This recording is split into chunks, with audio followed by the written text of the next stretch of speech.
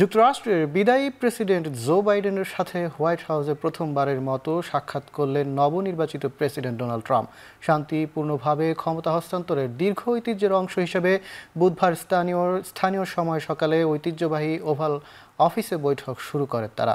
শুরুতেই প্রেসিডেন্ট নির্বাচিত হওয়ায় ডোনাল্ড ট্রাম্পকে অভিনন্দন ও স্বাগত জানান জো বাইডেন। হোয়াইট হাউসে শান্তিপূর্ণ পালাবদল প্রক্রিয়ার প্রতিশ্রুতিও দেন বিদায়ী প্রেসিডেন্ট। এ সময় প্রেসিডেন্ট জো বাইডেনকে ধন্যবাদ জানান ৪৭তম মার্কিন প্রেসিডেন্ট ডোনাল্ড ট্রাম্প। এছাড়াও দুই নেতার মধ্যে মার্কিন পররাষ্ট্রনীতি বিষয়ে আলোচনা হয়েছে বলে ধারণা করা হচ্ছে। তবে বৈঠক শেষে সাংবাদিকদের সঙ্গে কোনো কথা না বলেই হোয়াইট হাউস ত্যাগ করেছেন ট্রাম্প।